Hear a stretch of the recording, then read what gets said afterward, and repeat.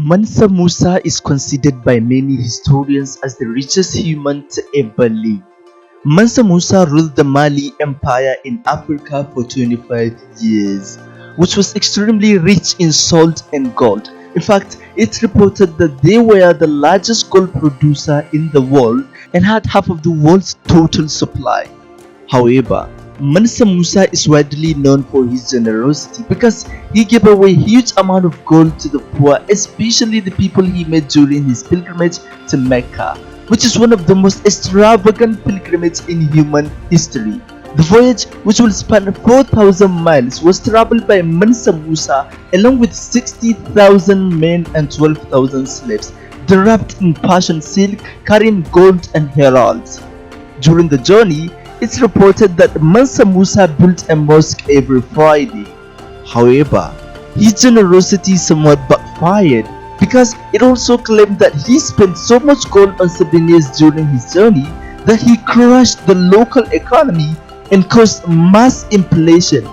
And if you really think about that, it highlights how absurdly rich Mansa Musa was, that he essentially caused a financial crisis by spending too much on his travels. So, buckle up because we're going on a journey to uncover the true story of Mansa Musa's rise to power and how he became one of the greatest, wealthiest, and most powerful figures in human history.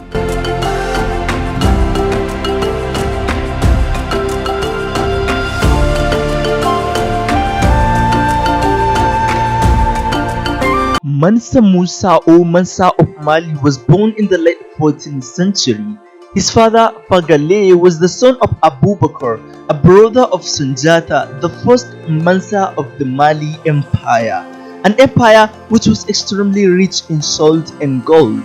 Musa came to power under unclear circumstances, as his predecessor Mansa of Mali, most likely Muhammad ibn Qu, went on a voyage to explore the Atlantic Ocean and see what's on the other side of the ocean.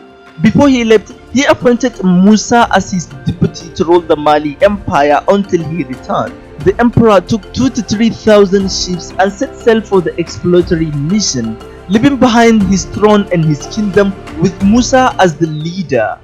He has never returned to Mali since then, and when he did not return, Musa was crowned as the Mansa of Mali, marking a transfer of the line of succession from the descendant of Sunjata to the descendant of Abu Bakr. Musa was a young man when he became the king, possibly in his 20s, and at the time Mali was extremely rich in salt and gold. It's reported that they were the world's largest gold producer in the world and had more than half of the world's total supply. And so Musa spent time given the grandeur of his subsequent Hajj.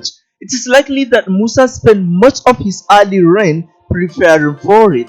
Among this preparation would likely have been raids to capture and enslave people from neighboring lands, as Musa's entourage will include many thousands of enslaved people. It's reported that Mali will have captured over 6,000 people per year for this purpose. Musa spent the early part of his reign expanding the Mali Empire, and during his reign, the Mali Empire tripled in size. He conquered 24 major cities and their surrounding districts, and each believed he never lost a battle in his lifetime. Mansa also got many territories to join the Mali Empire willingly due to the relatively high quality of life that its citizens had, and also expanded Mali's trade routes, which allowed them to trade their gold and salt all across Africa and Asia. However, Mansa wanted to truly put the Mali Empire on the map to the whole world. He already had a plan to go on a pilgrimage to Mecca, known as Hajj, which every Muslim is expected to go to the Hajj at least once in his lifetime, obviously if he or she had a chance to. And so Mansa Musa realized that he could use this trip as an opportunity to capture the world's attention. And then by 1324, he began the most extravagant pilgrimage in human history.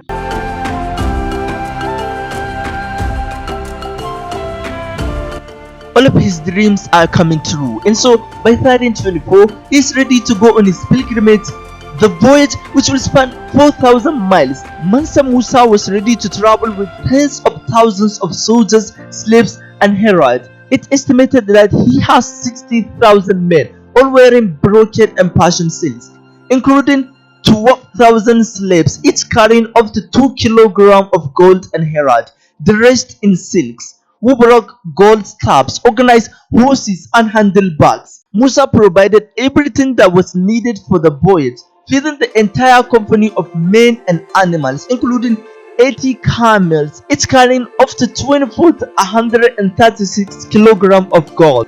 Mansa Musa left his son Muhammad to rule the empire in his absence. Musa gave the gold to the poor he met along his road, but also traded the gold and other stuff along the way.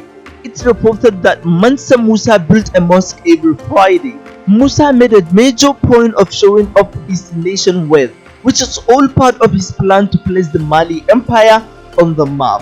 And it started to work because people began noticing him, and on July 1324, Musa and his entourage arrived at the outskirts of Cairo. They camped for 3 days by the Pyramid of Giza before crossing the Nile into Cairo on the 19th of July. He stayed for 3 months and continued his voyage to Mecca. Musa's generosity continued as he traveled onward to Mecca. However, his generosity somewhat backfired because it also reported that he spent so much gold on souvenirs during his journey that he destabilized the local economy and caused mass inflation. Since these territories had never had so much gold before and he was handing it out so freely, the price of gold in Egypt was dropped 20%, and so this had been described as having wrecked the Egypt economy. Mansa Musa arrived in Mecca and he continued to give away gifts to his fellow pilgrims and the people of Medina and Mecca. While in Mecca, conflict broke out between a group of Malian pilgrims and a group of Turkic pilgrims.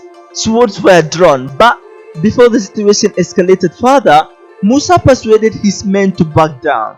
When Mansa Musa finally returned to Mali from his pilgrimage, he brought architects from Spain and Cairo to help him build Grand Palace in Timbuktu, a city he made part of his empire during his pilgrimage. Timbuktu became the center of trade, culture, and Islam in the region. Musa began building schools and mosques with the help of the architect he brought with him during his pilgrimage, and he also brought scholars from Mecca and Medina.